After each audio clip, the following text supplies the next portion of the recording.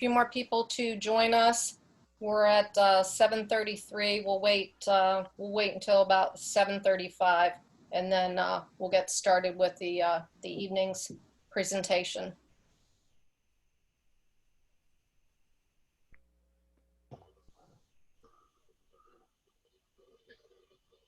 Kim, just an FYI, I try to join the Zoom meeting using the meeting numbers and the password, and I kept getting a message that the password was incorrect.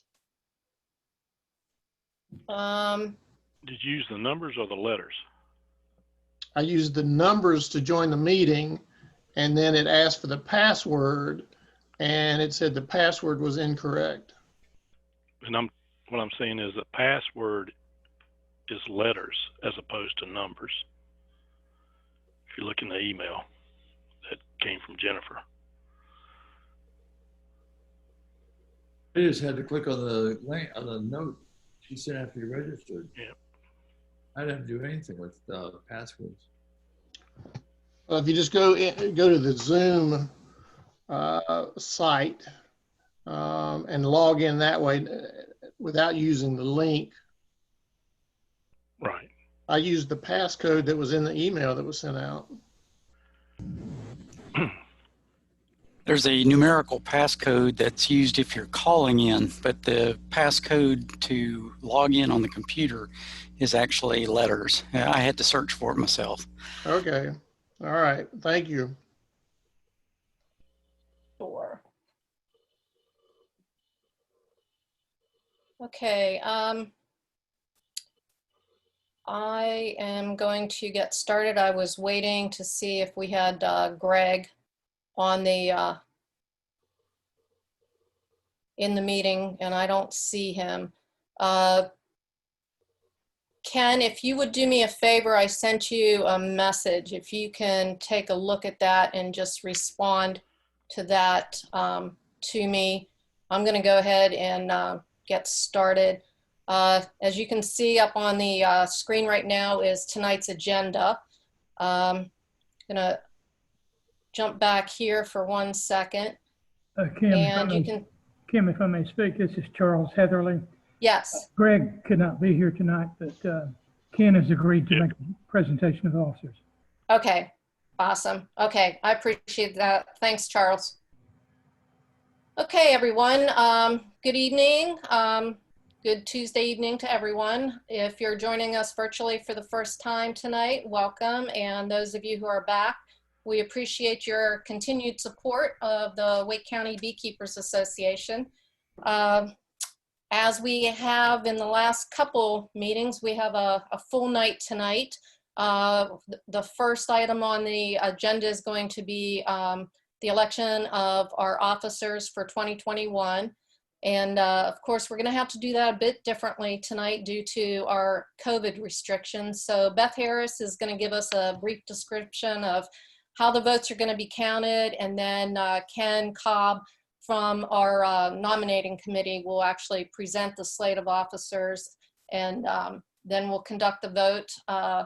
We're going to do that first. So Beth, if you can, I'm going to turn it over to you briefly, and if and then Ken, if you can follow her, that would be appreciated.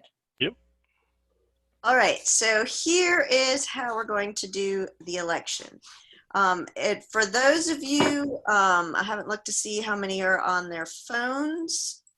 Actually, I think nobody's on their phone from what I can see. Everybody's on a computer or visual. On your screen at the bottom, there's a bunch of options, and I want you to click on the one that says participants. And to the right of the black screen should be a list of all the people that are participating with you at the very top.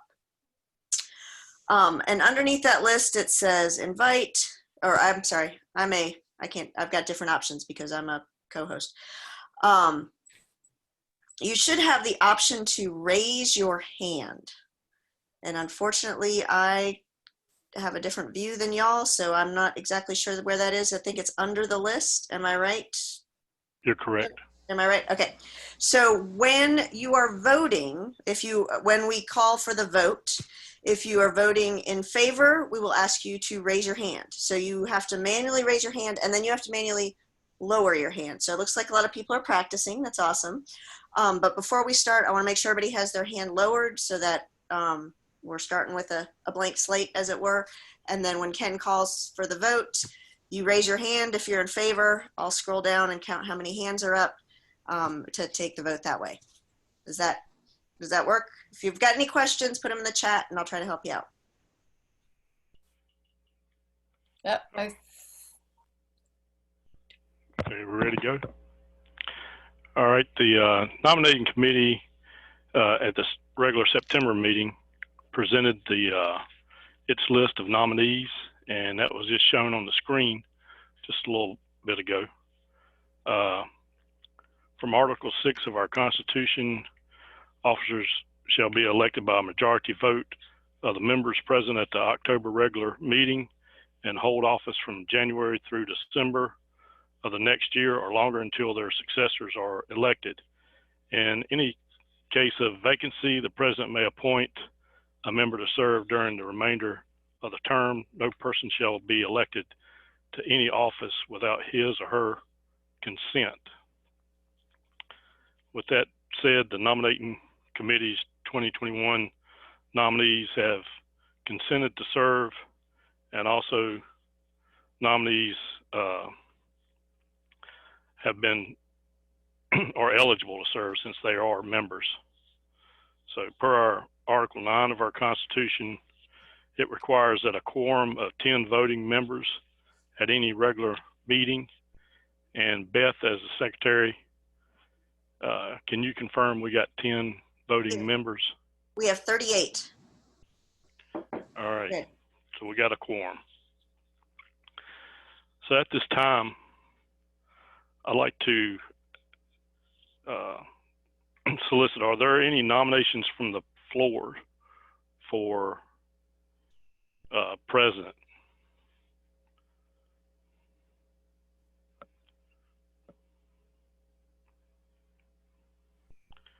Okay, not hearing any. Do we have a motion to close nominations for president?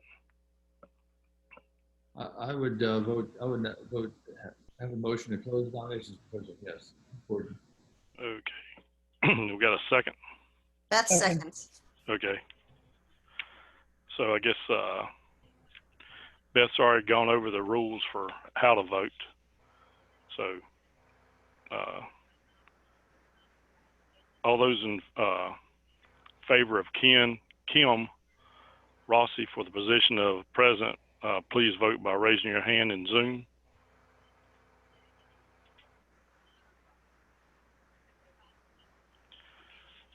Okay.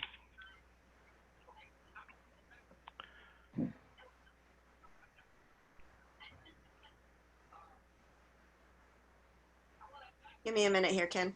Okay. You let me know when. All right, I'm good. All right. So Yeah, everybody make sure you put your hand down now, please. not having anybody nominated from the floor, and Kim was the only person running, she has been elected by the majority vote for the position of president. Congratulations, Kim. All right. So next, are there any nominations for vice president from the floor?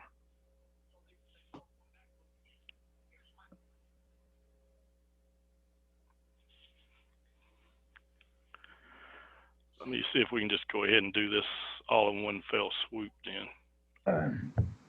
Are there any nominations for secretary from the floor?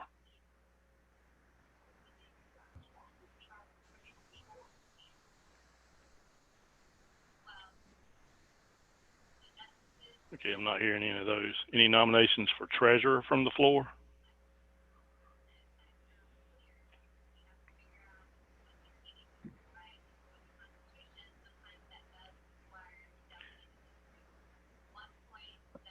Any nominations for Secretary, Sergeant of Arms from the floor?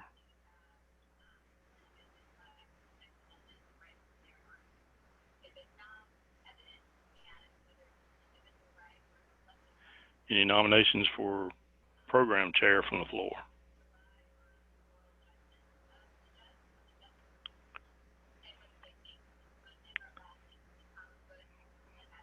Okay, still not hearing any nominations from the floor for the director position from years 2021 through 2013. 2023. That's right. Yeah.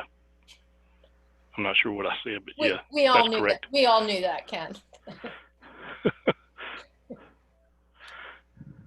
Yeah, I don't think Tom's going to be serving back in time. Yeah, in the absence of any other nominations, I move we accept this slate by acclamation. I'll second. Can we have a motion first to close nominations from the floor? I'll move that we close nominations for. Can we have that seconded?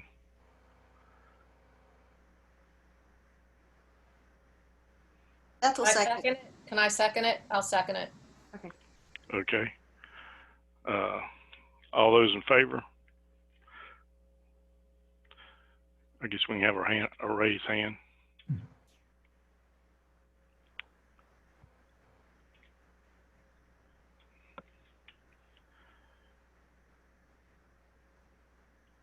That get over 50% of the vote? Yes, we're good. Okay. So nominations from the floor have been closed. So Put your hands down. I think we had a, And I make a motion we accept the slate by acclamation. okay, that's our motion. A second. Since there's no opposition, that motion is going to carry. Thank you. Thank you, everybody. Could you just show that list again of who all the officers are Sure. that are going to be, that just got elected for 2021? Yeah, give me 1 second to get back to my share screen. Just so folks know. There we go. All right. I'd like to thank all those who just got voted in, and we look forward to your service in 2021. Thank you. Okay, so now we have the elections taken care of. So thanks to everyone participating in that. And now we're going to go over to our program director, Jeremy Hayes, to introduce our presentation for tonight. And just a reminder, Jeremy and myself will be monitoring the chat for any of your questions. So if you have any questions for Rick, you can go ahead and post them there. So if you're ready, Jeremy, go ahead. Hey, everybody. Tonight we have Rick Bordeaux, one of our members. He was formerly one of the board of directors. I believe he was just replaced by the vote that we just had, or maybe he's serving out to the end of the year. Rick has done this presentation for the club several times. I know we didn't have a B school this year, which is why we chose to do it again. He has a really, really high success rate of overwintering hives, like 100% pretty much every year. So he's got a lot of knowledge and experience in getting your hives through the winter. So this is a really good presentation you got here. So Rick is a world-renowned biologist and beekeeper and motorcycle adventurist. Just kidding, but he may be those things. But he's a pretty awesome dude. So I'm gonna let him take over and introduce himself a little bit more and get into the presentation. Rick, all yours. Okay, Jeremy, thank you for that. I think it was all true except the motorcycle riding. So, okay, does everybody see my screen? It says Yes. I'm sharing it. Okay. You're just going to see my presentation, and I do not have a camera on this computer, so you don't get to see my live face, but you don't really need to anyway. So yeah, what I'm talking about tonight is winterizing hives, but give you a little more information, a little background about me. I have been a beekeeper since 2009. I am in the Master Beekeeper program at a certified level. I just didn't get around to taking the test until last year. I enjoy mentoring new beekeepers, and I get a lot of enjoyment out of experimenting with my bees and my hives, trying new things, and I really have learned a lot by doing that. I currently have only one hive. I did have two that I brought through this past winter, and one absconded in August. I think the beetles got a little too heavy in the hive for them, and they decided to go elsewhere. So that's kind of my background. So let's go ahead and get into this presentation. I'm thinking 30, 35 minutes maybe, and then we'll have a Q&A.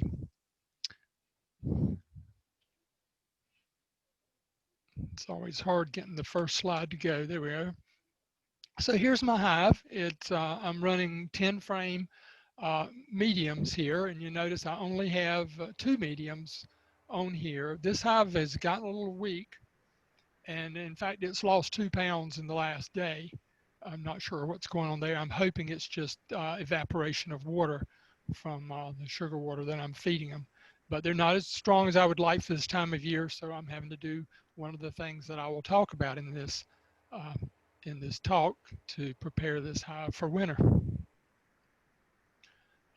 This is kind of thrown in as something different. It's not about my talk. Some of you may recognize a couple of things here. One, this is a propolis trap that you put on top of the hive instead of an inner cover. And the bees, you prop the lid up and the light comes in, and the bees want to close that light off, so they start stuffing propolis in these little cutouts in this propolis trap. And you also notice I've got a slight small hive beetle problem. The bees are keeping them pushed up. In fact, I took the lid off today, and there were a lot of beetles kind of huddled over into one corner. Must have been about 30 or 40 of them. So I had a good time playing whack-a-mole with them. So why do hives die over the winter? Think about those of you who had hives going into this past winter. If you lost any of the hives, do you know why? If you don't know why, you need to go back and think about what you saw, what you know about that hive, and figure out what you did wrong, so maybe you won't repeat that going forward. So here are some reasons why hives die over the winter. Too much moisture in the hive, not enough bees, you lose the queen, didn't give them enough food going into the winter, so they starved. And I think that's a big reason why we lose a lot of bees is starvation, and a high load of varroa mites, and of course the viruses that go along with them. So what I'm going to talk about are ways to hopefully eliminate these problems.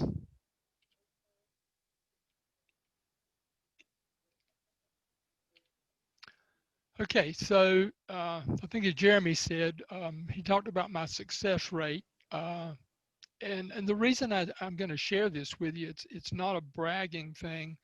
I want to give you hope that you don't have to lose hives over the winter, that you can get them through, and it just doesn't have to be as bad as you hear. The 30 and 40% death rate of our hives. So this past winter, I had 2 hives going into winter. They both came through.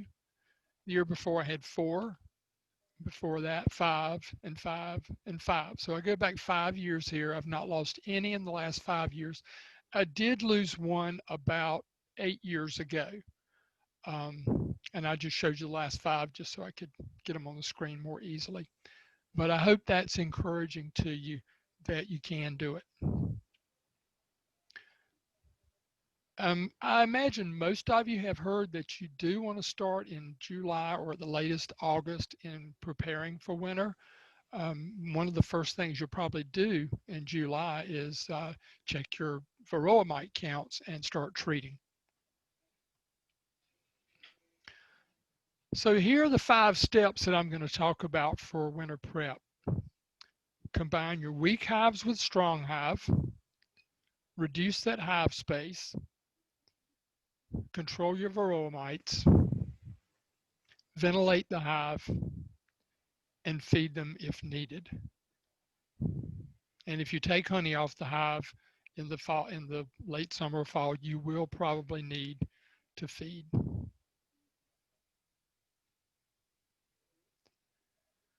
So combining weak with strong, you want to take your losses in the fall. Don't lose them over the winter to death. So if you have a weak hive, find a strong hive that you can combine it with. And then the next spring, when you get them through the winter, the next spring, you can do a split and essentially get that hive back. It does not work to combine a weak hive with another weak hive. It just doesn't work. It's probably, I think most weak hives are due to a queen problem. And so you've probably got two bad queens, and combining them just will not work. Overwinter with your best queens. As you know, the queen bee is probably the most important bee in the hive. And young queens perform better than our older queens. So I like to replace my queens every year. Most of it happens either through swarming, and if that doesn't happen, maybe in July, I will either kill my queen, let them raise a new one, or I'll do a split with the old queen and let the hive raise a new queen. And hives with young queens come through the winter better. Well, if you think about it, that should be pretty common sense. They should have a lot more energy, got a lot more life left in them when you start out with them young.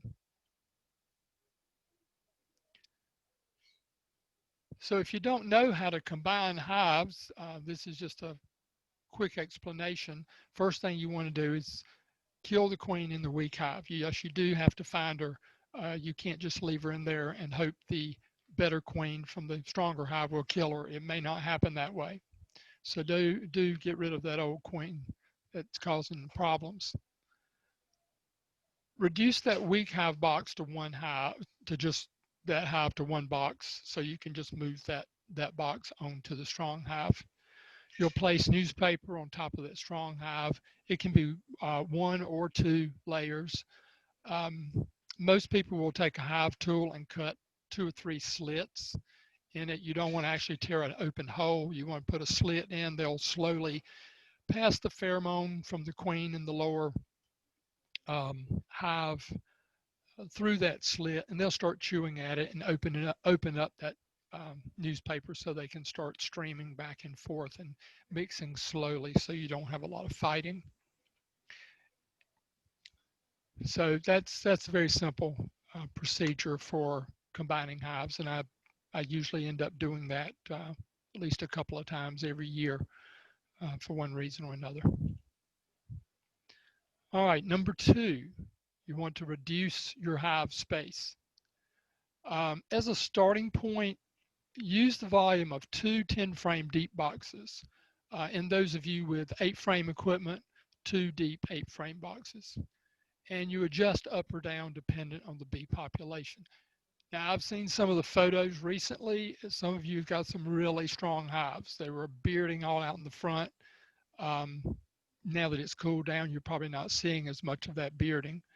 And I imagine the volume of hive you've got is just about right. Now, myself, that one hive I have, it did not beard this summer. It's that weak. My hive was 3 medium hives, and I just last week took off the top one. There was just not enough bees to patrol that, and especially with the small hive beetle problem that I've got in there, I just had to reduce it on down. I think I'll be okay with where I've got it now.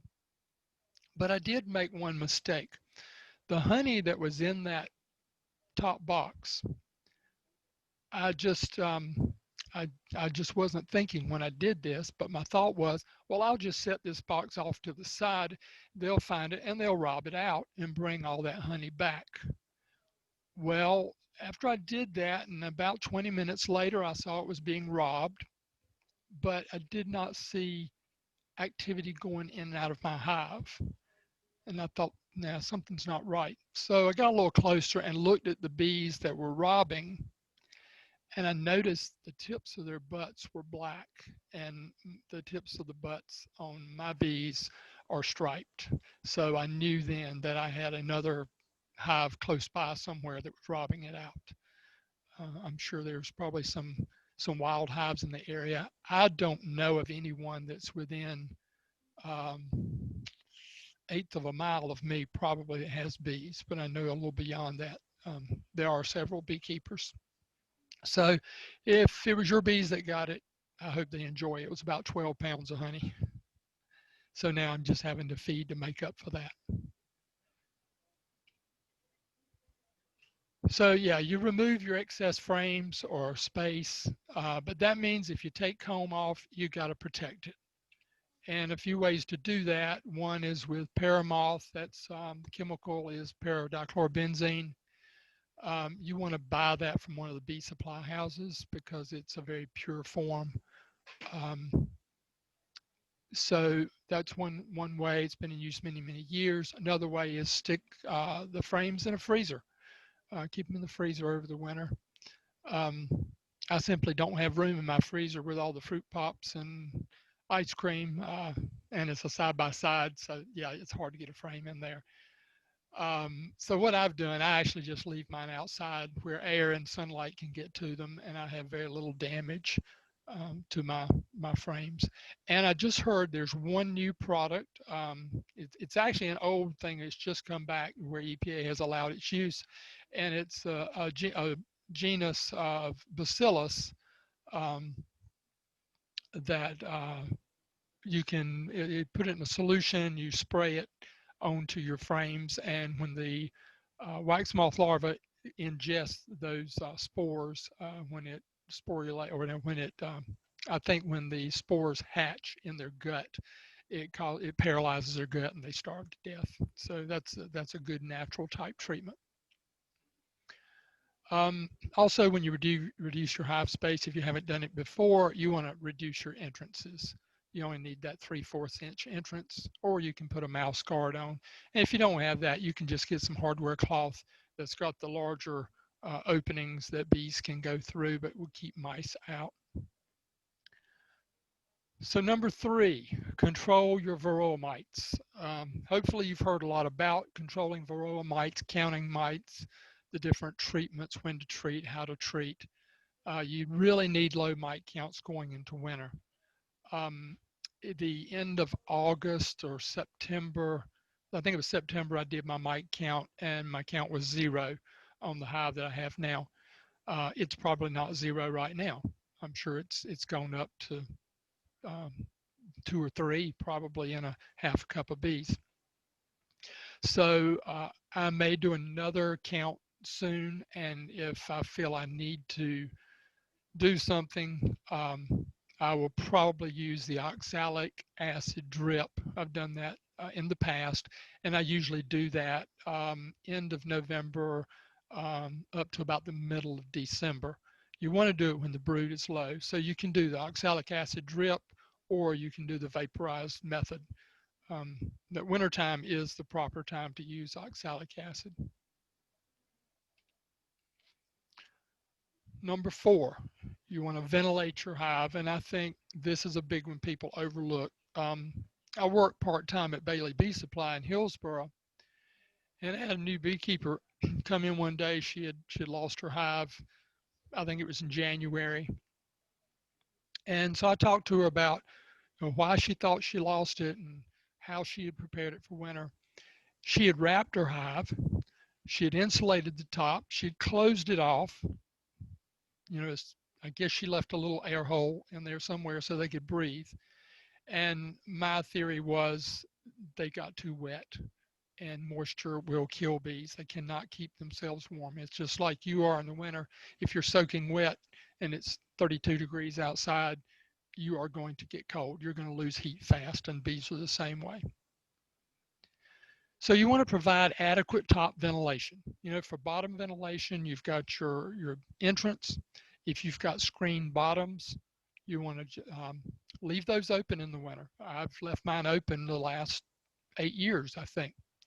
I did do an experiment last year. I did close mine last year to see if it would kill them, and it didn't. So the good thing there is you can actually do it either way, leave them open or close them off. I think if I had the option, I would leave them open. The exception to that, and it may be the situation I've got this year, if a hive is really on the weak side, you might consider closing it off. And you won't have as much of a moisture problem because without so many bees in there consuming honey, they're not going to be giving off a lot of moisture. That's where a lot of the moisture comes from, is when the bees are metabolizing the honey. And remember that bees heat the cluster, they do not heat the hive.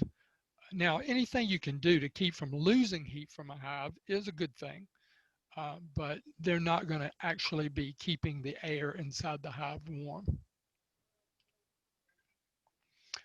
So it's not necessary to wrap your hives here in North Carolina. I don't know what the northern line is where you would need to do that, probably somewhere north of New York City.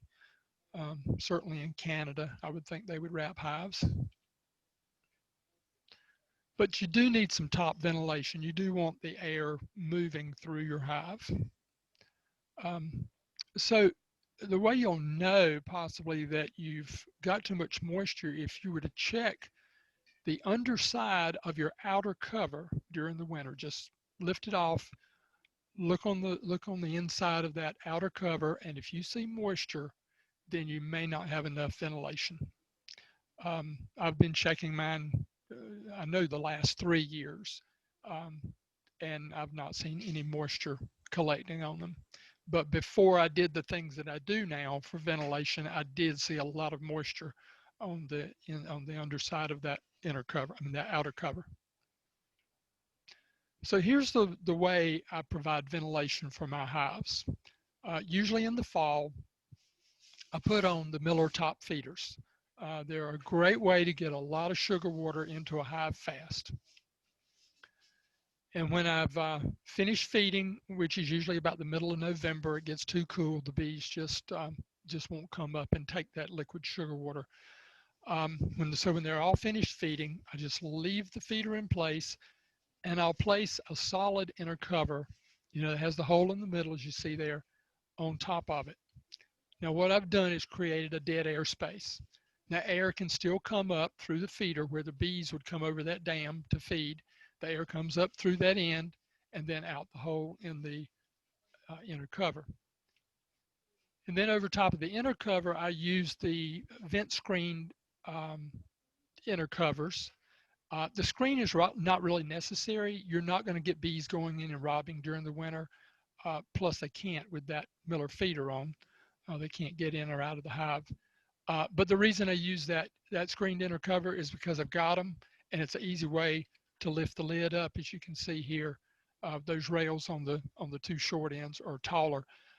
Instead of this, you can just use a pencil. Just lay a pencil on each end and put your outer cover on that, and that lifts it up enough to get that air out of there.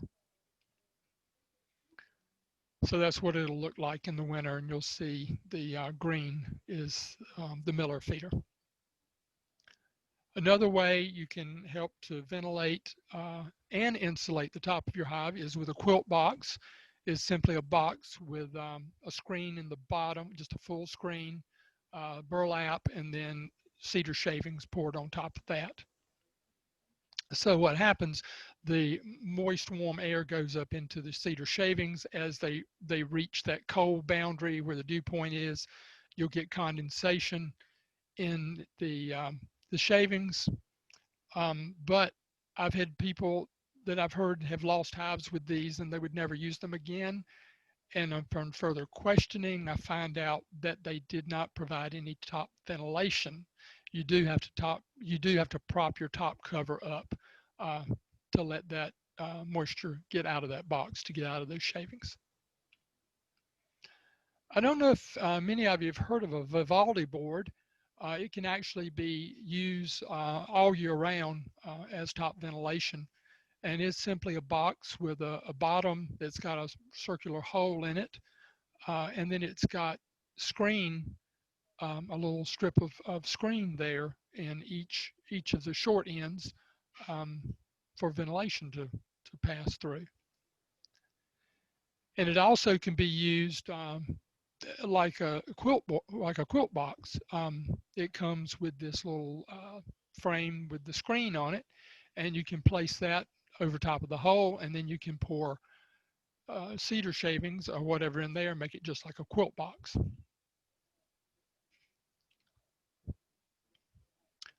So now we're at number 5, and I think this is really a big one, because if you don't know how much honey you've got in that hive going in the winter, you really don't know if your bees are going to make it to February or March. And we actually lose more bees, I think, from starvation probably in February. The queen is really starting to ramp up her egg laying. The bees are bringing in some nectar at that point from the early blooming maples, but they still rely a lot on the honey that's in the hive. So they need a winter food supply. Don't know if you realize it, but your bees are the furnace of your hive. It's like, you know, thousands of furnaces, and they got to have fuel to produce that heat as they vibrate their wing muscles to produce that heat. So you want 40 to 50 pounds of nectar / honey in your full-size hives by November 15th. So let's talk a little about this. You know, in this area here in North Carolina, you know, in the mountains, you might need 50 to 60 pounds, but I think here in the Piedmont, 40 to 50, we seem to get through okay. Last year, I had a hive that it probably had 50 to 60 pounds. And I think in March, we were starting to get a really good flow that would support the bees. I still had 5 full medium frames that they had not touched. So that might have been about 15 pounds right there. So I say your full-size hives. I think of a full-size hive is something equivalent to 2 deeps, whether it be 8 frame or 10 frame. And you want to do it by November 15th, again, because I said it starts getting cold about that time. You know, nighttime temperatures are getting cold. Daytime temperatures may only be about 55 degrees. And the bees just don't like to go to a feeder and move that nectar into their hives. So how are we going to determine how much honey is in our hives? Well, number one, this is the tried and true method people have been using for years. You just come up behind your hive, you grab hold of the bottom of it in the back, and you heft it up and see how heavy it is. You can do that with a luggage scale if you like, but most people, I think, just kind of lift it. And with experience, they get an idea of how much honey is in there. This is subjective. It does take a few years of doing it and maybe losing some bees to starvation before you figure it out. So you do need a little experience this way. So I thought about that. And I said, you know, for new beekeepers, this is really tough. So how can they maybe get a better feel for how much honey is there? Maybe there's a way to count it. So this is what I came up with. Well, let me finish this before I go to that. I'm sorry, forgot I had this in here. Here's a luggage scale, and this is a way you can weigh a hive. So when using a luggage scale, you need to lift from the side of the hive so that half the weight will be supported by the luggage scale, and the other half, the hive weight, will be on the opposite side on where it's sitting. If you were to lift it from the back, the front of your hive is usually out farther than your stand. And so you'll be pivoting not on the edge, but something back. And I just tried that on my hive, and I got, if I lifted from the back, I got 25 pounds. If I lifted from the side, I got 32 pounds. So that does show it is significant difference. So there I am lifting up the side, and you only need to lift it up till it clears, you know, 1/2 inch to 1 inch, and then you can let it back down. I think all luggage scales, when they go up, they stay at the maximum weight. So you don't have to hold it up and try to read it at the same time. So this hive that I have now, it read about 33 pounds. Now you think, well, that's not very heavy. Well, no, it's not. You need to double that. Remember what I said.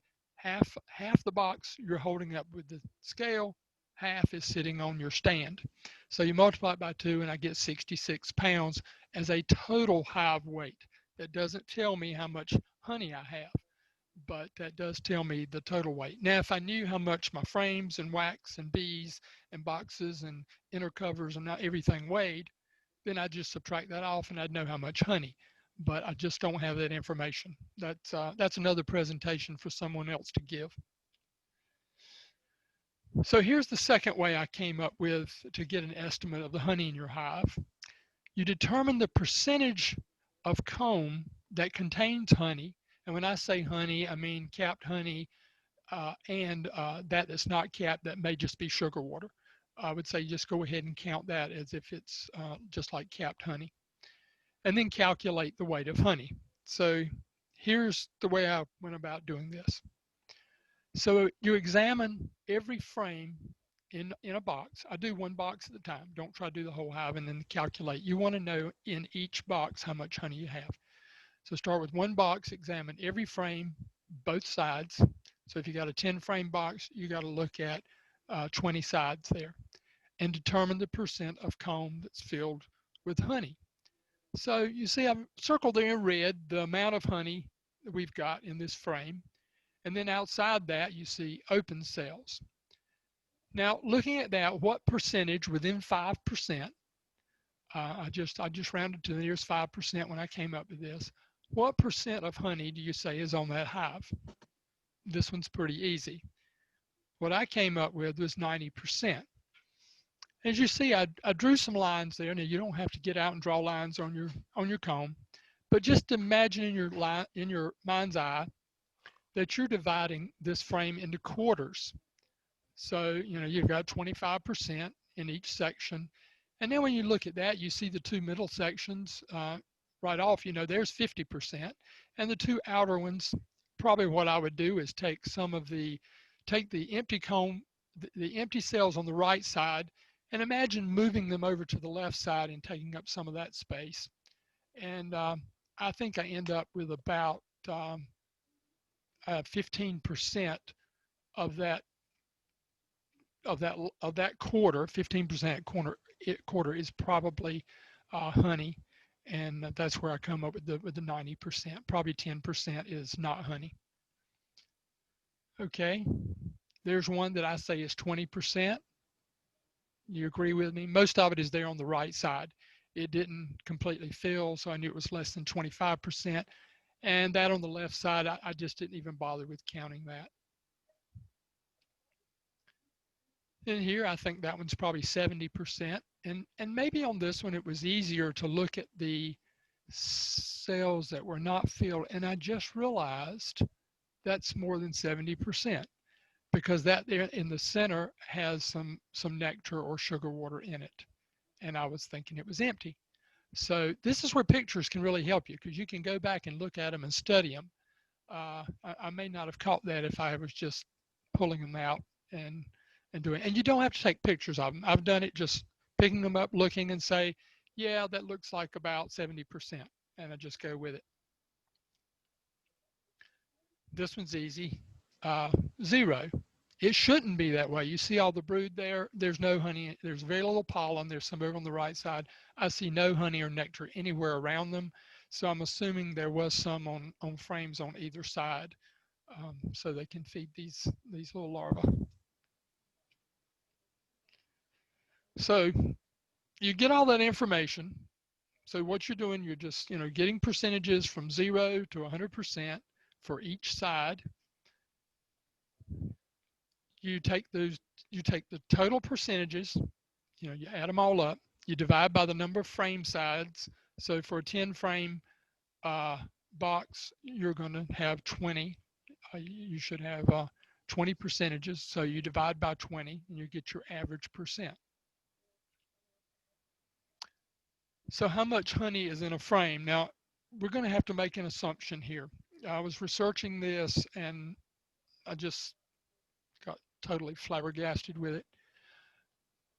I think 4 pounds of honey may be a little bit much on a medium frame, but what I found, people are saying anywhere from 3 to 6 pounds of honey. I would really like to see 6 pounds of honey in a medium frame. If you only had 8 frames in a 10 frame box, maybe so. Maybe they would draw it out enough. But the honey that's going to be in your hive, the frames, you're probably going to have a full complement of frames in those hives. So you're going to have 10 frames in a 10 frame box, 8 frames in an 8 frame box, and they're not going to be able to draw it out really wide. So I think at the most you're going to have is 4 pounds. More likely you may have 3.5 pounds per medium frame. And in deep frames, what I found was anywhere from 5 to 10 pounds. So I decided to be on the more conservative side and say 6. But you determine yourself how many pounds you think would be in one. Maybe just take a frame out and weigh it. I hadn't really thought about doing that. So just take some that are full and weigh them and see what your average weight is.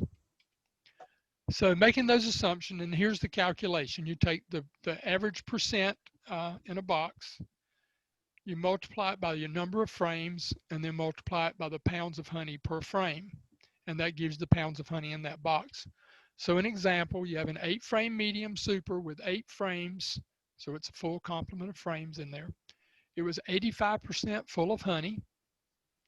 Now, so you may have had some of those some of those frames might have been empty on one side, and then most of them may have been 100% full on both sides. So 85% overall average times 8 frames times 4 pounds per frame, you have about 27 pounds of honey in that super. So that's a way you can actually calculate. So do you need to feed? Using one of those methods, either hefting up the back, using a scale, a luggage scale. Some people are using hive scales now. You determine you need to feed. How and when do you do it? I usually start around maybe the middle of August, but you can start 1st of August to about September 15th with 1-to-1 sugar syrup. And then about the middle of September, go to your 2-to-1. And 2-to-1 is 16 pounds of sugar in 16 pounds of sugar in 1 gallon of water. A gallon of water weighs about 8 pounds. So you want 16 pounds of sugar added to that gallon. Some people get that wrong. I've talked to people that got it backwards. It was a 1-to-2. And they wondered why their bees starved. Okay. Just show you some different types of feeders. Most you may be familiar with, some you may not be. These are Boardman feeders. Most people probably use one. I was experimenting one time and said, hey, why not put 2 on there? Feed them twice as fast. But you notice I do have my entrance to as far away from those as possible. A lot of people will say you get robbing from using these. Yeah, you do if you don't have an entrance reducer in there. Very easy for robber bees to just scoot right around there. But with a small entrance, I've never had a problem with robbing using these. Miller top feeders, I use those. Frame feeders, I'm sorry I didn't have a photo to put in here. It replaces a frame. They're usually plastic. They replace a frame or 2 inside your hive. And it's easy for the cluster to get to it. The bees get to it when it's cold and they can't move around much. But the disadvantage in the wintertime is you have to open the hive to refill it. So using it now is fine, but as we get colder and when you get to where you don't want to open your hive, it's not a real good choice. Another one that's fairly new is the rapid round feeder. Typically you use that with a Vivaldi board because it's got a round piece that sticks out down the bottom of this plastic feeder, and you need a Vivaldi board that's got that round hole that it will fit into. So it works just like the Miller top feeder, except you've got the plastic insert there and you don't have to worry about those leaking unless it cracks. And then something else you can do is just on top of your inner cover, you put like an empty deep box, and then you can put as you see, different types of feeders inside of that. You could even put a candy brick inside there for the bees to come up and eat from. It's easy to go in and change it out. Yeah, there'll be bees in there that you have to deal with, but you would just put the outer cover right on top of that. Pollen. I don't have a lot of experience with the pollen substitute. Years ago, I bought one bag of the AP23, as you see pictured there. I put it out in a pan. Bees have had no interest in it. I've tried it several years. They have no interest in it. I have found that my bees bring in pollen 12 months out of the year. I just have not had a problem with them not having enough pollen. Yes, if I could get them to take a pollen substitute, I might have a better buildup in the spring. In fact, I'm sure I would. So there's a frame that's got some pollen. You can see there all through the center. Here's another one, the pollen a little more scattered throughout. So that's what you're looking for. And that's usually going to be in one of your lower boxes, the nectar and honey in the top and the pollen down lower. Candy board, I have never used a candy board. I've always had enough honey in the hive going into winter that I didn't need to supplement it. And this is sort of a supplement. Two things. It's insurance. If they do run out of honey, they can eat from this candy board. And second, it does have a protein in there, a synthetic or an artificial pollen, soybean or something like that, for a protein source for them. And I understand hives do really build up well in the spring when you have these on. So good insurance. So what are candy boards? It's simply sugar, a protein, water, they say secret ingredients, and an acid. The acid helps convert the sucrose to glucose and fructose, which is easier for the bees to digest. Maybe they won't have as much waste to have to get rid of in the winter, which is really difficult for them, and they have to go out and fly to relieve themselves. Another good thing about candy boards is that they attract moisture. So that does help with some of your moisture issues in a hive. Now this is a disadvantage to a candy board. When the candy board usually comes in a wooden frame, and when they finish eating that candy out of it, there's about a 2-inch space in there. And in March, the bees love to get in that space and start drawing some comb, and queen gets up in there and lays some drone brood. You can cull that drone brood out, and you might get rid of some of your varroa mites. But you can get a little sample of honey when you take that out.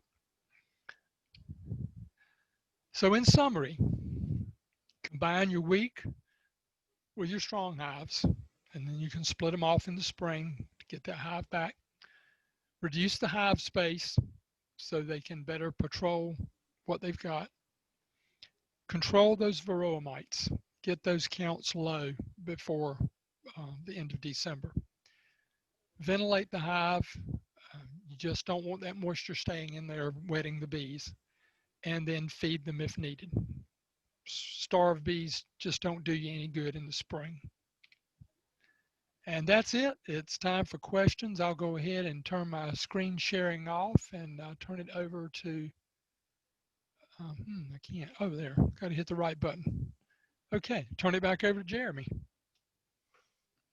All right, Rick, thanks for that. Let me find the questions where they start here. So the first question is, I run 8-frame mediums and I aim for 3 boxes over winter. Where do you put pear moth into a box of frames? So the extra frames that of course don't have bees in them. So usually you stack them up. Yeah, I think what you do is have several layers of newspaper like down on the floor. You set your bottom box on there. Well, you just stack all your boxes up. You put a piece of newspaper on top.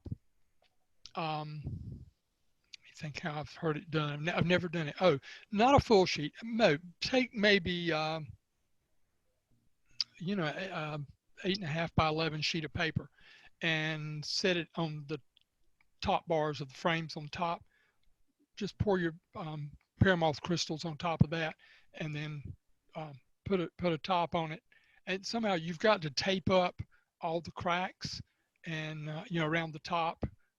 So because what it does, it vaporizes. It goes from it sublimes. It goes from the solid state to a vapor state without going to liquid, and then that vapor is heavier than air, and it just travels down through the boxes and kills the wax moth larva. The next question is, and I don't know what they're referring to, is can you ask Rick to spell the name of that new old product that you were referring to? Oh, the yeah, I don't know the brand name of it. I just saw it. I got some from Bailey Bee Supply the other day talking about it.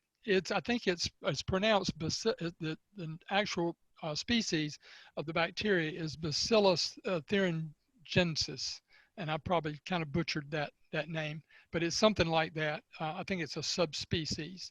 It's very similar to the bacteria that you can put out in your lawn to kill the grubs. But you make a solution of that and you simply spray it on. You don't spray it in a hive with bees.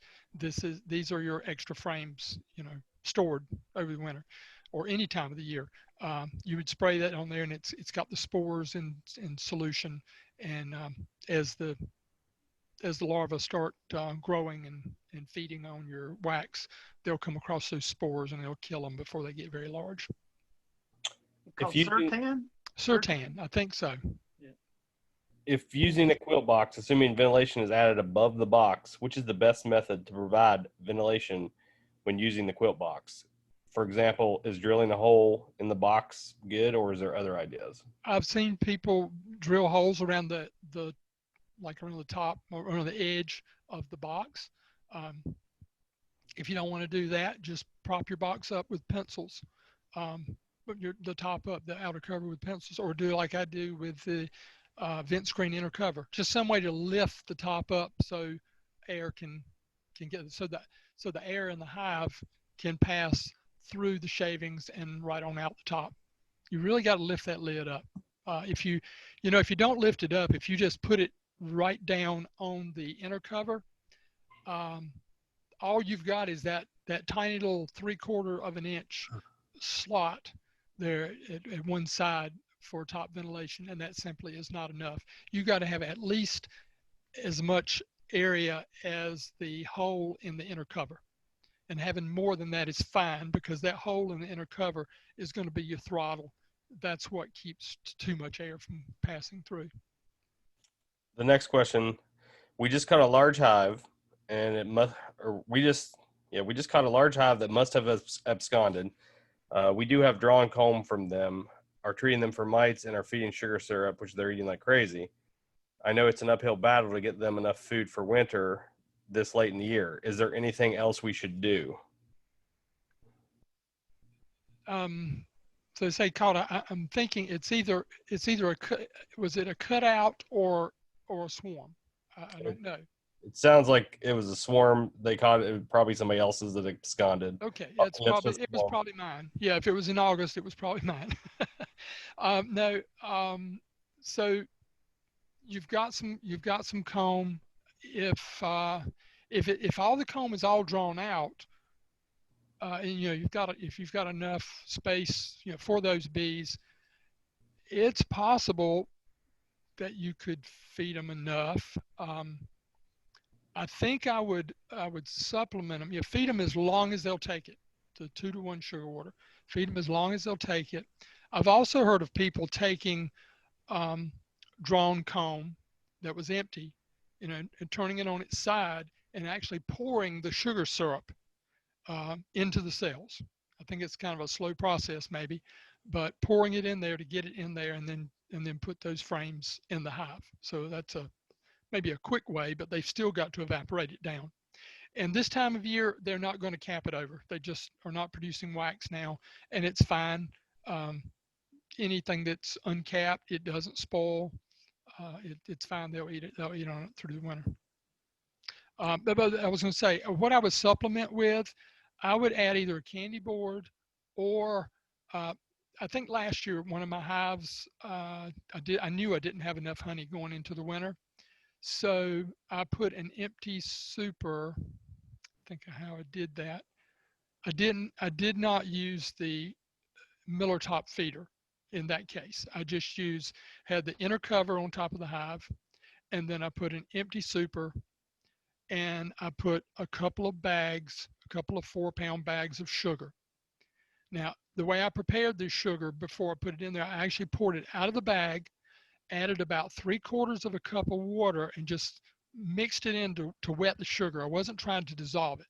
I wanted to wet the sugar, and then I packed it back in the bag and closed. Well, I don't even think I closed it up. Just packed it back in there and set it on top of the inner cover. The bees came up and they actually went in the opening of the bag, and some of them started chewing through the back of the bag, and they started consuming that sugar as they were running out of their liquid honey. So that's a good insurance too, and something real simple to do. Is it foolish to try and take a strong nook through winter in our area? Rescued a hive and requeened it, and it will be a nook 2-chamber hive 5/5. Oh, yeah, you can do that. I've done it. I think I've been successful at least one time with a 5-frame nuke getting it through the winter. But I think I had a Miller feeder on it, and I think I kept some sugar water in it all winter. And if we had a nice warm day, they could get up there and get it. But yeah, I definitely have taken 5/5. And I've also, and many of you know I do this too, I like full-size hives in 5-frame nuke boxes that are 4 high. So four deeps. So, you got 20 frames there. It's a full-size hive. It's a little tall. I get a little antsy when we have windstorms to come up, but I've never had one to blow over. And the last one is, what about malted barley extract for a winter feed? Well, I guess another one just came in too after that. But yeah, I have no experience with it. Know nothing about it. then the final one that just came in is, how often do you check the hive in the winter? November 15th. Kind of remember that date. November 15th, sometimes the daytime temperatures only get up to about 55 degrees. Now, bees still fly when it's above 45, but they just don't like to take liquid sugar. I do not go into the hives typically after November 15th. That's my cutoff point. The only time I may go in, if we've got a day that's above 65 degrees, I might go in to do the oxalic acid drip. Yeah, if I go in and do that in December, I go in real quickly and just do that and close them back up. And I will not open them again until sometime in February. Might be the last 2 weeks of February, whenever we have a day that's probably 65 degrees or better. I just don't like going into hives below 65. I've heard you can do it down to 55, but I'm afraid of chilling brood. So I've read where at 70 degrees you can leave a hive open all day long, but at 65 you need to try to limit your time to maybe 15-20 minutes, and below that you really got to be fast. And that was the last question, so we'll go ahead and thank you, Rick, for your presentation and all the questions you answered, and turn it over to Kim. Okay, you're welcome.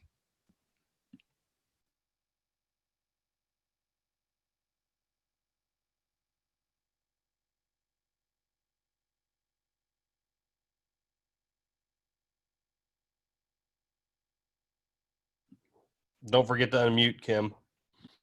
There we go. Okay, so we're at the treasurer's report, and Susan is unavailable at the moment. She is on her phone, but I'm going to go ahead with the treasurer's report for tonight. Current balance is $13,544.94. Since last month, there was a total of $490 deposited. $440 was from the Ron Whelan, in memory of Ron, and $50 was a donation that Justin Warrenberg took for swarm removal that they insisted on paying him. So those were the deposits. There's petty cash of $80 and no expenses for the past month. And for the membership, Beth updated me today. We had 3 new members since September. So that brings us to a total of 338 current members, 12 lifetime, 124 new, and 202 renewing members. So that's that. And we're going to go back to, sorry. So we'll go back to the agenda, and so we're at this point on the agenda of old business, new business, and announcements. As far as old business, we do have something that we wanted to bring up to the membership tonight, and for just a minute, I'm going to turn the mic over to Gordon. We're going to discuss the future of the meetings for the next couple months, actually the next few months. So Gordon, if you're able to, I'm going to let you jump in at this point. Yeah, you can hear me, I assume, correct? Yes. Yes, good evening, and hopefully everyone's hives are nice and cozy in their bee spaces. We originally had November and December meetings planned at the Wake County Commons building. Obviously, given the coronavirus situation, physically meeting has been problematic since March. The Wake County is currently using those conference rooms for some of their COVID-19 responses. So they are not available to us. And given the scenario where we're at, I'm going to put a motion on the floor, and then we have some time for discussion for that, because our bylaws say that whenever we change meeting time to places, we're supposed to either take a membership vote, or the executive committee, if we don't have a membership meeting coming up, can make a decision on changing that. So right now, we're at least looking at November, December, possibly January with that. So I'm going to make a motion, and after I make the motion, assuming someone seconds it, then we can have some discussion. But really, it comes down to what is those of you on here as members, really, what is your view on the next window as far as continuing to do Zoom meetings versus planning for in-person meetings? We have talked with Wake County about using the meeting space next year. They're certainly willing to let us use that, but right now it's not available for us because of the COVID-19 response of Wake County. They told me to follow up with them next month, and I will do that. What I have learned is moving from phase 2.5 to phase 3 didn't change their use of that space at this point in time. We have had talked some to the police club as a possibility. They're certainly willing for us, if we decide at some point in time to come back and meet, and we can't use the commons buildings, that certainly is a possibility. I believe last time I knew April was still closed down from her space in Apex. So that's just kind of some dialogue. So it's not like we're not trying to figure out what to do. We haven't found a good alternative at this point in time. So right now I'm going to put this motion on the floor, if that is the proper way of doing that, and someone can correct me if I do this inappropriately. So here's the motion. Given the current conditions with regard to the virus named COVID-19 and the meeting restrictions in place, the Wake County Beekeepers Association Incorporated will continue holding virtual meetings on the second Tuesday of each month for the months of November, December 2020, and January 2021. So that is the motion on the floor. Is there a second for that? In Cobble, second. Okay, so now is there discussion? This is where you should just certainly feel free to discuss, unmute yourself if you can, or put your stuff in the chat box, so we have opportunities for people to discuss it before we actually go to a vote on this. Is there any kind of discussion? People have, go ahead. Well, I'll chime in since it's Jeremy, since I'm the program director and I have to find the speakers.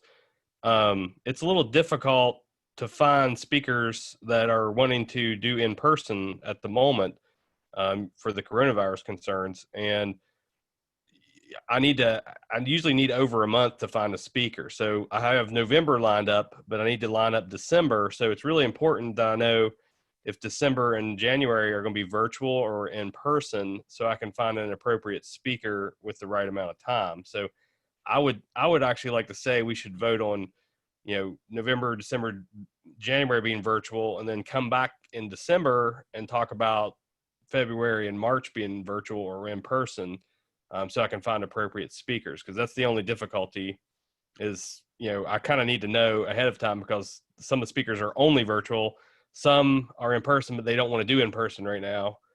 And it would assist in finding these people to speak. All right. Well, the current motion I put on the floor, Jeremy, was for November, December, and January. So it was for the next 3 months is what the motion I put on there was. Yeah, that's exactly what it needs to be. And then we need to come back in December, I think, and talk about the February, March. I think we'll take it a couple months at a time. Right.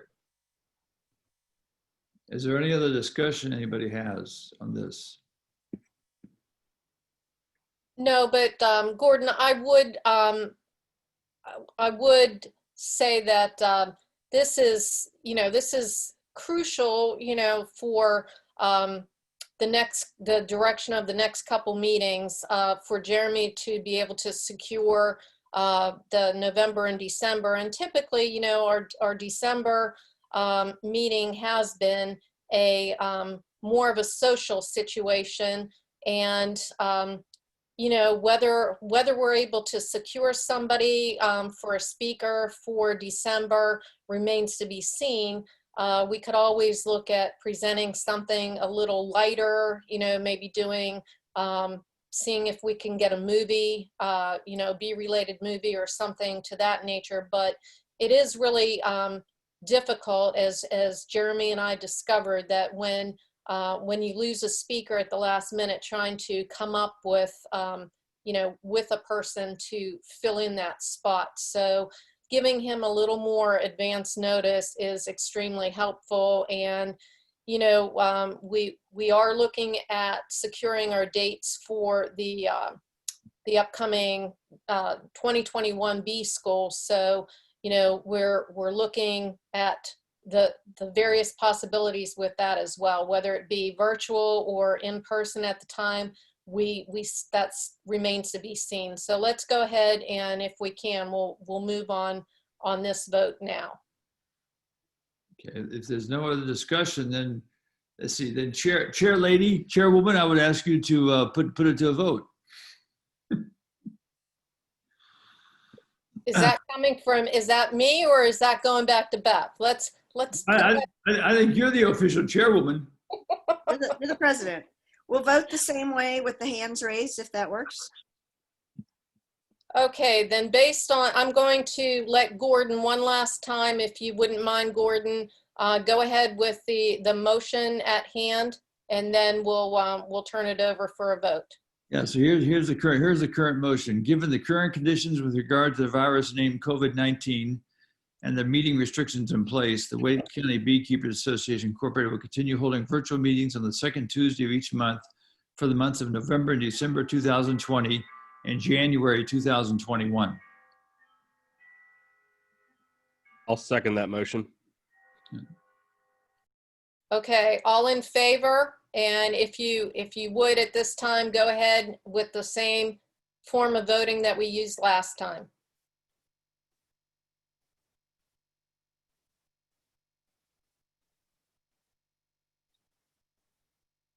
And Beth, when you have the appropriate, when you've been able to capture everything, just let me know.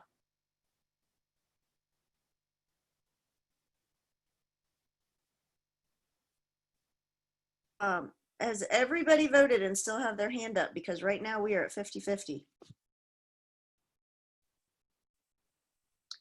The co-hosts can't raise their hand, so Beth, Kim, Rick, and Jennifer would need to, verbalize their votes.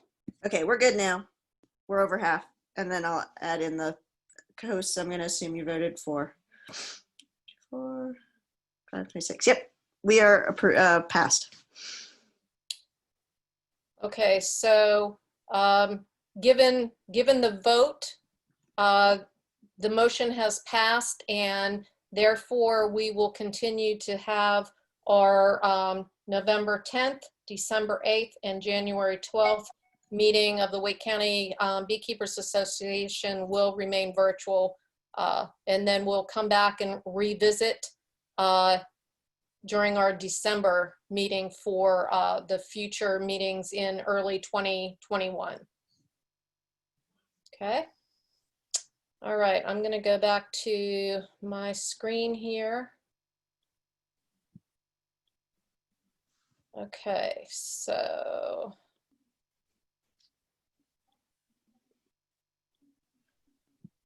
Okay, so we have, as many of you know, before I became president last year, I took a very active role for several years with the North Carolina State Fair. And sadly, because of the COVID situation, the North Carolina State Fair was canceled for 2020. So I had a little conversation with Beth Harris, and I'm going to offer us up a virtual competition this year, and we're still going to try to share much of your hard work and your bees' hard work from this past year. The details are still being worked out, but basically we're going to do it in the format of Facebook. And if you don't have Facebook, that's fine. Beth has agreed to that you can send your photos to her, and she will post them. But we're going to have probably 6 to 8 categories, and you know, just basically offer up the pictures, and you know, it can be any of the honey that you've extracted, the beehives that you've painted, your backyard apiary, you know, what your pollinator garden looks like, things that your kids have done, crafts that you've done that are bee related. So the specific categories will be posted here in a couple days, and then next month during our November meeting, we'll go ahead and post those winners and the prizes. We also have, continuing with the NC State Apiculture, their bi-weekly hive chat. This past Wednesday, October 7th, they did a webinar on backyard mosquito spraying and the effects on the hives. That is available on their YouTube channel if you missed it and want to go back and watch it. And then their next hive chat should be Thursday, October 21st.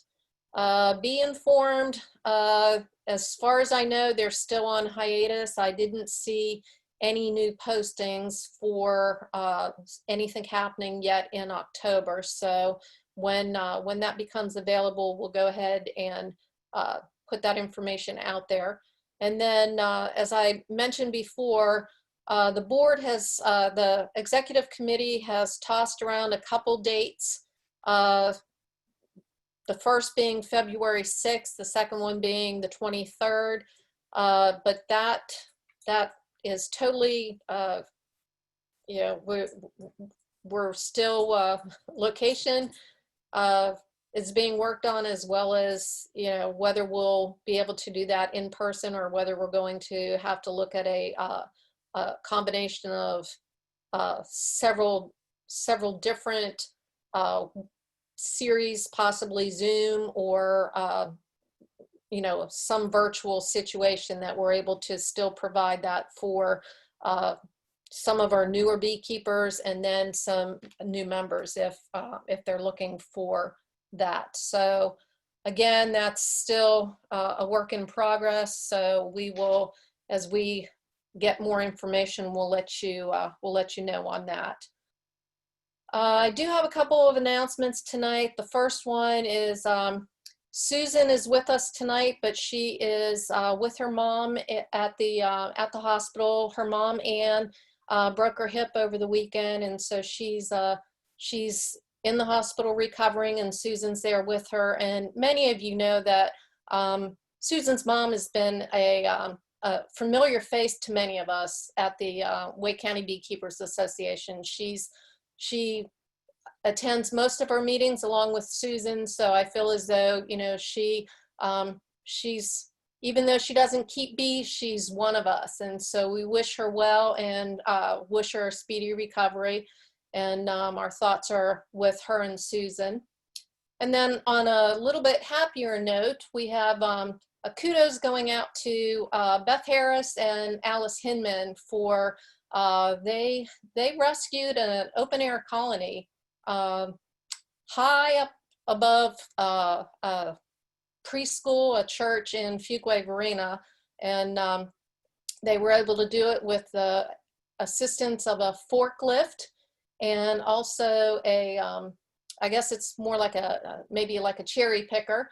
And their rescue was televised with the local TV station, CBS 17. So that was, if you haven't seen it on Facebook, the video of that adventure was pretty exciting, and Beth is excited for those bees to make their way to her community garden here shortly. And before I go ahead and close, I'm just going to open it up to any of the other officers, just in case I missed anything on our agenda or any of our announcements.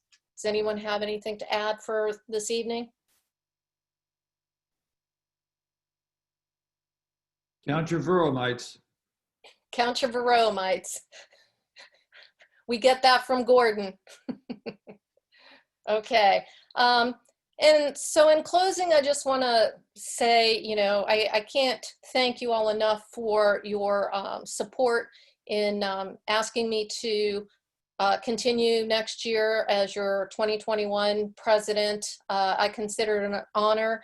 It's been, I have to say, and I'm sure that most of the officers that are working alongside me would agree that this has definitely been a challenging year to hang in there and get information out to you. And, you know, it's greatly appreciated that you are hanging in there, and we hope that the information that we're getting to you is what you need. And we ask you that if there's other subjects that you want information on, you need to relay that information to myself or to Jeremy, our program director.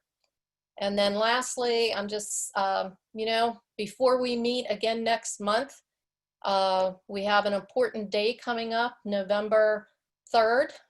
So I would say that regardless of your party affiliation or your political views, I would hope that you all find your own individual way to get out and vote this year. And in closing, just good night to everyone, and hope to see you somewhere, sometime soon. Thank you. So we're going to sign off, and I'm going to go ahead and stop.